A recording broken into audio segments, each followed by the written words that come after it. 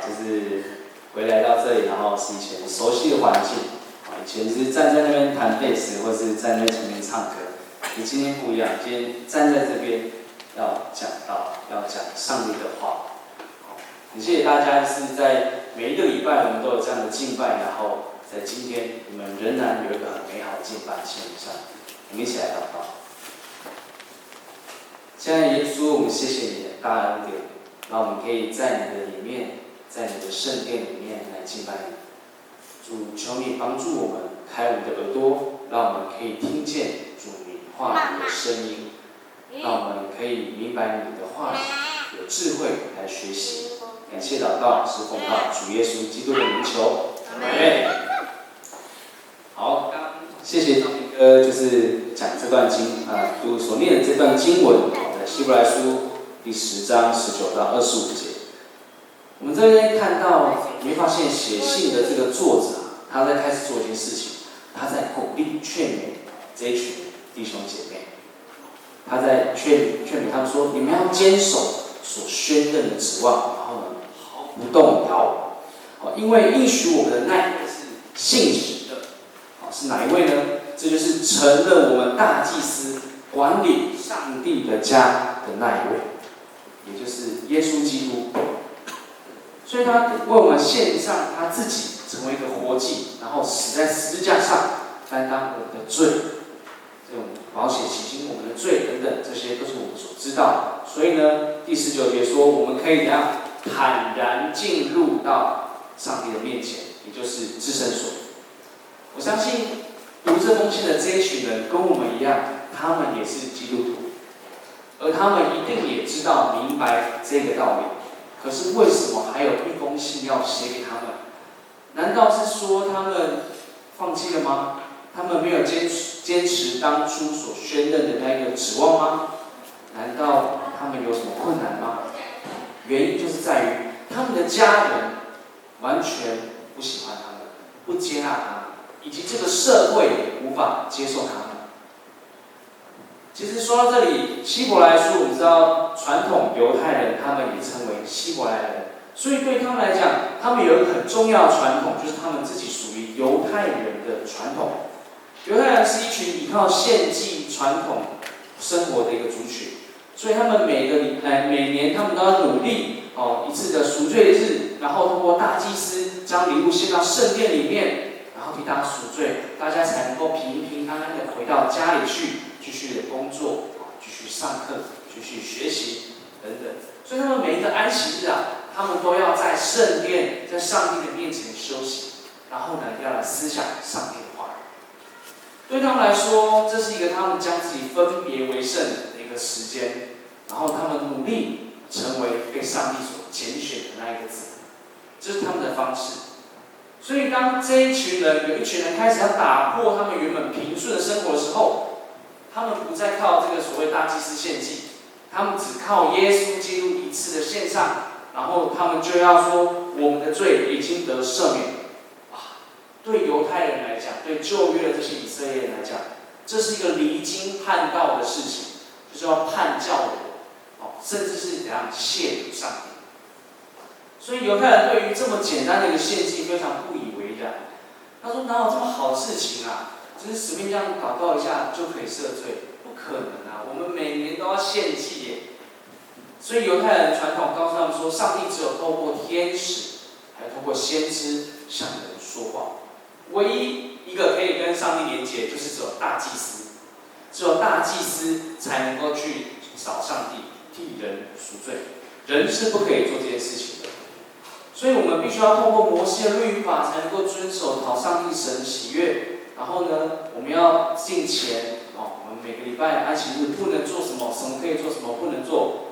那对于这一群叛教的犹太基督徒来讲，他们是不被这个团体所接受的，所以他们必须得要离开原本他们的家园，也就是犹太人这个族群。所以当这一群犹太基督徒他们可能面临的是要被赶出家园，无法回到自己原本生活的地方的时候，怎么办呢？心中很挣扎，回不去。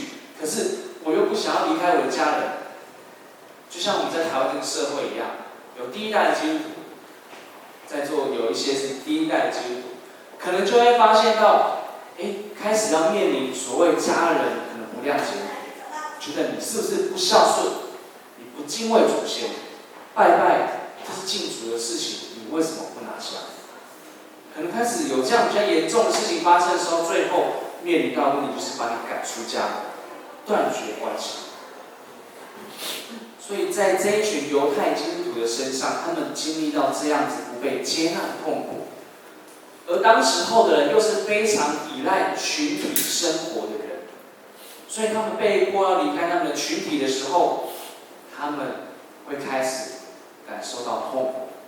而在面对社会的这些批评、家人的不谅解，有人就会开始停止聚会，他不再做基督徒了，他觉得做基督徒不好，为什么？我要离开我的家人，不要，所以他们回到原本他们犹太人族群中间，然后选择过一个要被接纳的生活。对于我们来讲，在教会里面，我们刚刚唱诗歌，大家都很自然可以敬拜我们上帝。所以我们会就是唱歌的时候，我们会举手，我们会感谢主、赞美主，甚至我们说哈利路亚。可是，当我们在讲这些我们很自然做基督徒的时候，我们是因为我们在同一个环境，我们在有一个同样信仰底下，我们有办法这样做。可能你在路上你遇到有机车或是汽车比较多，后面有贴一个耶稣语的那个符号，你会知道，这台车的主人可能是基督徒。或者有些人会习惯挂十字架项链，你也会猜说这可能也是基督徒。虽然现在可能挂十字架项链的人也蛮多了，不一定是基督徒，但是你如果去到学校发现有人吃饭前在祷告，这一定是基督徒，这一定是基督徒。你会想说哇，我终于遇到我们的朋友，我们的族群，你很开心。所以有时候我们在这样一个信仰框架下，我们很自然的说我是基督徒。我是属于耶稣基督的，我要为主来做工，我要为主献上一切。可是当你走出教会、走出这个信仰团体的时候呢？可能同学问你说：“听说你有去教会？”没有啦，就是一个礼拜去一次这样。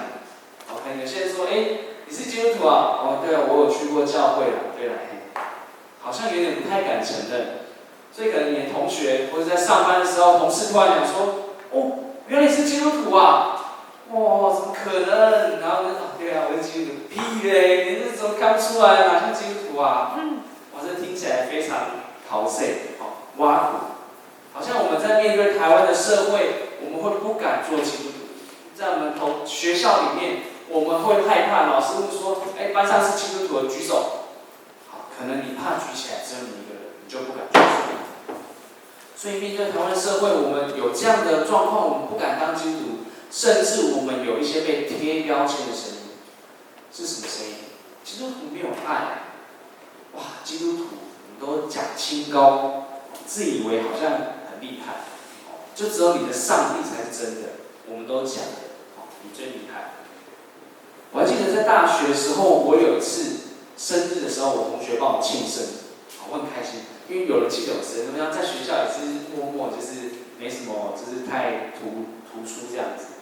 结果我朋友就拿了一块小蛋糕，巧克力蛋糕我还记得，然后打开，然后正要吃的时候，唱完生日快乐歌，他们说：“你祷告一下嘛，你是基督徒我蛮开心的因为竟然有人就是邀请我做祷告，我觉得这是见证主的机会，我难得活出基督徒的样式，怎么可以祷告一下？我就祷告，祷告的时候我就发现大家声音稀疏，然后呢，是什么声音？会不会有什么惊喜要给我？然后后面再拿一个更大的蛋糕之类的。结果当我一祷告完阿门的时候，每个人从口袋掏出一个汤匙，马上刮一口起来吃掉。我的蛋糕就这样瞬间没了，5、6只汤匙，每个人挖一口。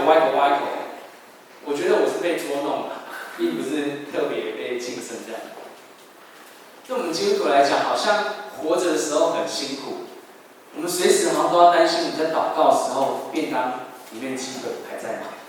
或是卤蛋还在吗？在座可能男生当过兵的都会知道，在军营里面吃饭的时候、祷告的时候，同袍最喜欢偷你的菜。所以这一群犹太基督徒也跟我们一样，他们面临到社会的观感，他们正在犹豫要不要回去到原本的家里面，回到原本家人的怀抱，回到同温层，回去继续过原本的生活。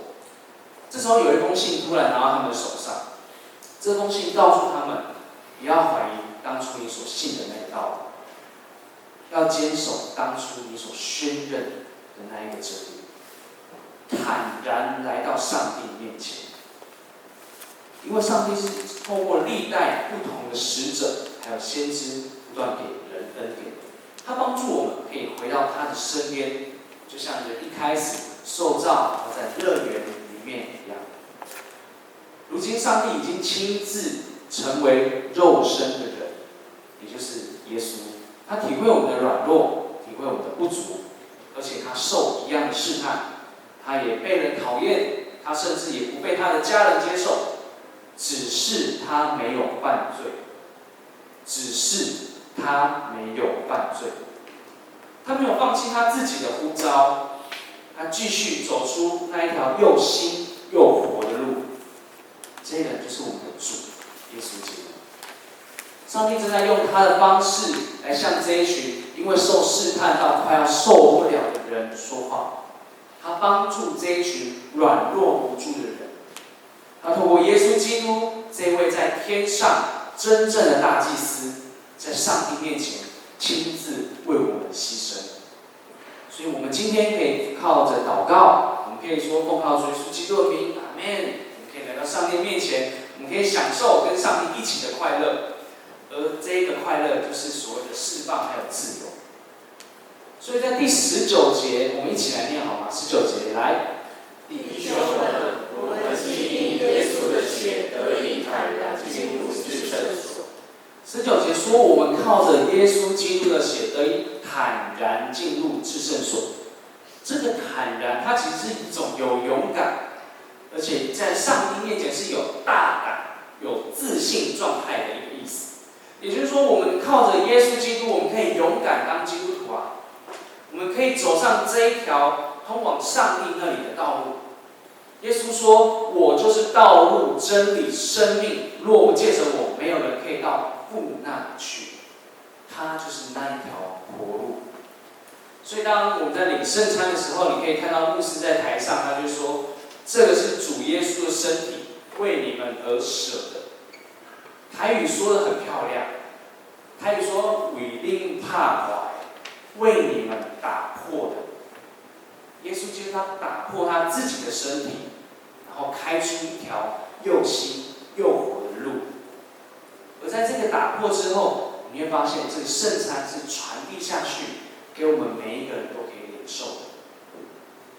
这封信帮助了这群犹太基督徒，他要他们回想上帝从创世以来所有的恩典，让他们去想耶稣基督的恩典。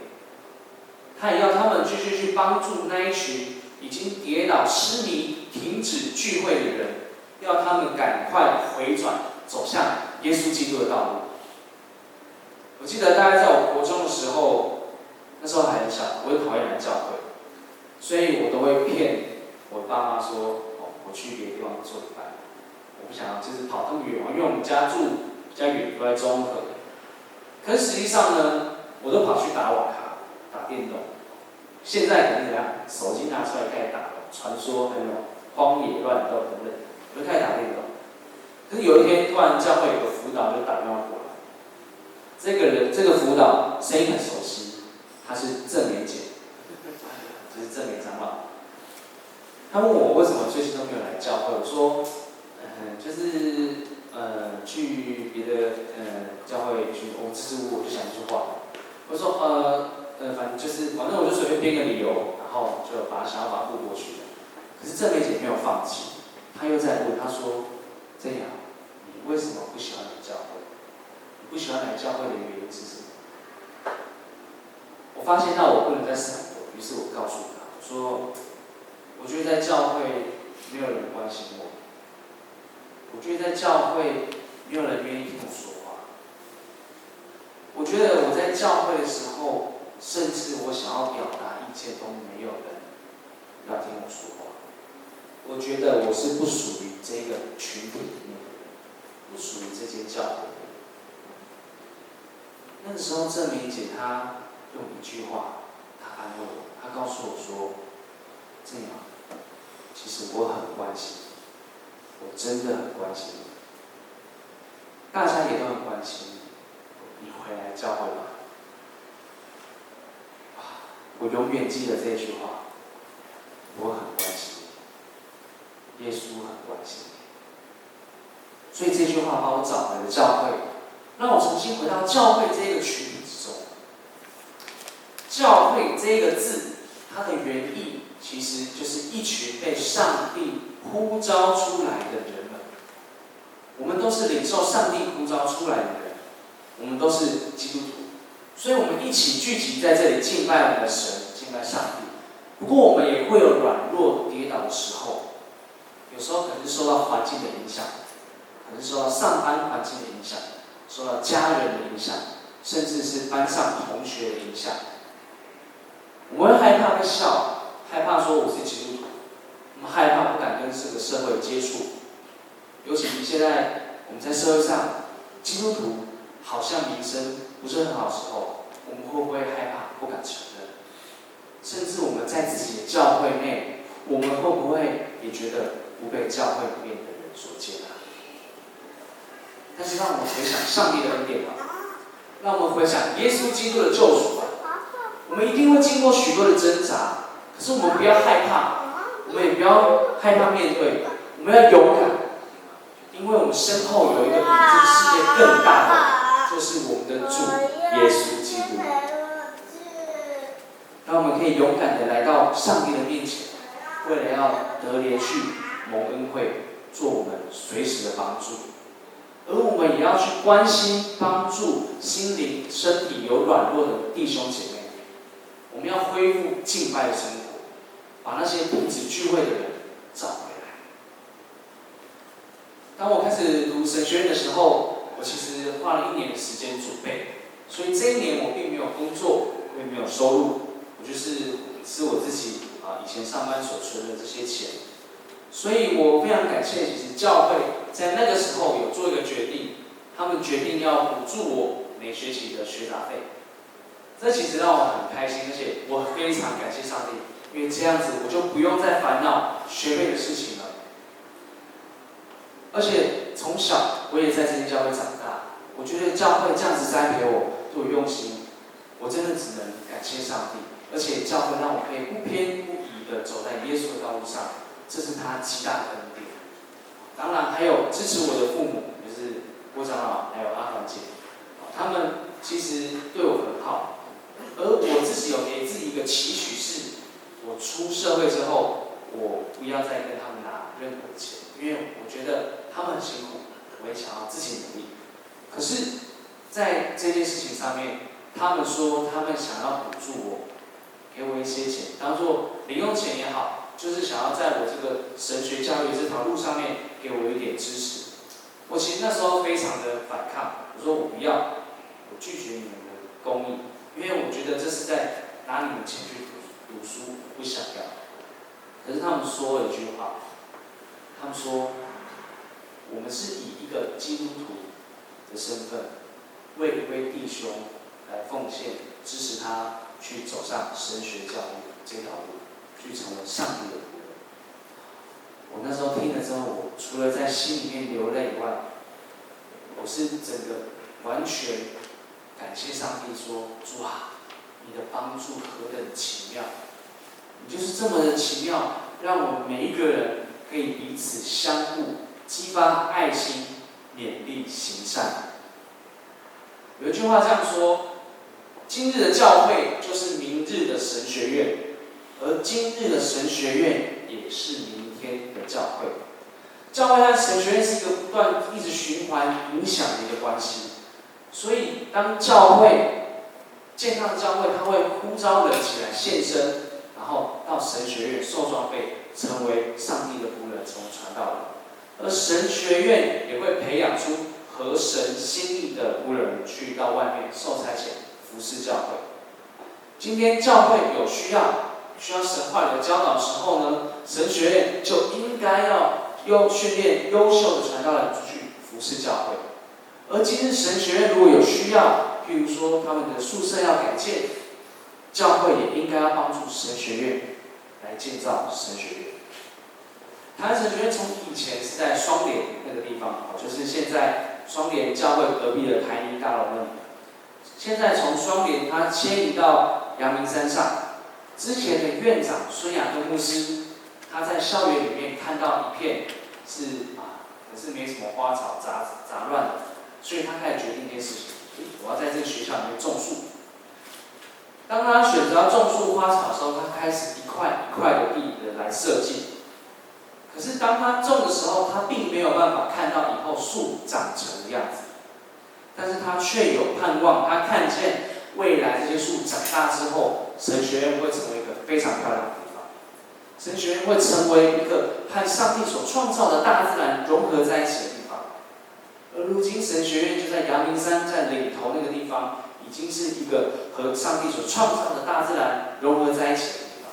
这也都是我们的前人孙亚根牧师，我们的前院长，因为看见未来的盼望，一颗一颗所栽种起来的。而今天我能够走在这一条枯燥的路上面，也是我们的教会建成教会一点一滴奉献，还有祷告，还有关心而来的。你们的支持成为了我还有神学院继续向前走的一个动力。这一切也都是因为我们的主耶稣基督，他把自己献上，他开了一条又新又活的路。有一句话这样说：此树是我栽，此路是我开。要想从此路过，留下买路财。不过耶稣开了这条道路，他并不需要我们留下任何的买路财，他只要我们做一件事情，好好跟随他就好了。前人种树，后人乘凉，耶稣成为了我们的开路先锋。我们也要在这个时代，我们要成为前人，而且为了我们的下一代后人能够乘凉来种树。不要小看我们一点一滴的奉献，因为上帝绝不轻看一点一滴的奉献。让我们一起来建造上帝的家，我们一起扶助有需要的弟兄姐妹，然后我们在上帝的家中来敬拜他。让我们也用这首诗歌，我们向上帝祷告说：主，我需要你每一天的恩典，因为你在前面为我们开了这条道路，我们必须要跟随你到底。但在跟随上帝的路途中，你会遇到许多的困难，你会遇到许多挣扎的时候，这时候我们要来到上帝的面前，我们说：主啊，我需要你的恩典。让我们一起坦然无惧的来到神的面前，一起站立，我们一起来唱这首歌。每一天我需要你。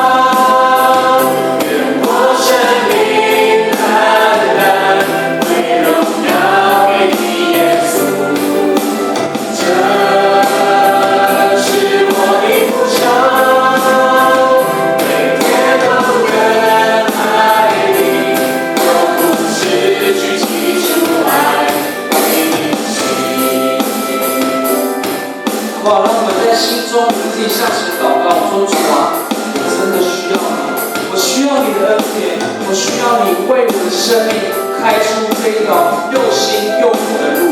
我主要求你担当我们的软弱，担当我们的罪，让我们可以领受你的恩典，走在这条预备的道路。我求主能够开我们的眼，能够看见有需要的弟兄姐妹，让他能够激励我们的心，可以成为别人的祝福，来去帮助别人。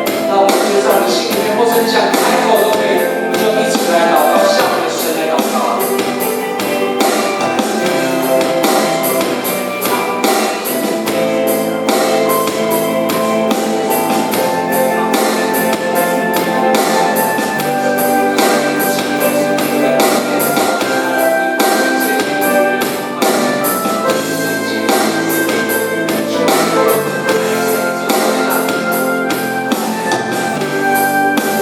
我的祷告，这是我的祷告，我生命单单归荣耀给你耶稣，这是我的呼求，每天都更爱你，同时，这是我的祷告。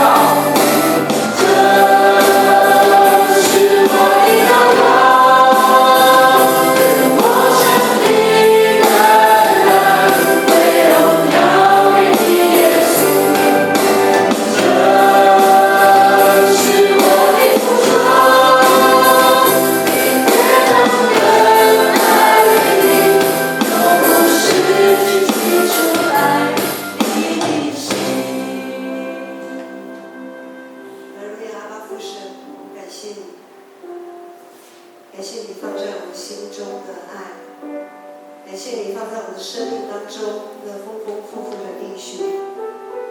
主，感谢你让我们可以跟随，让我们可以依靠。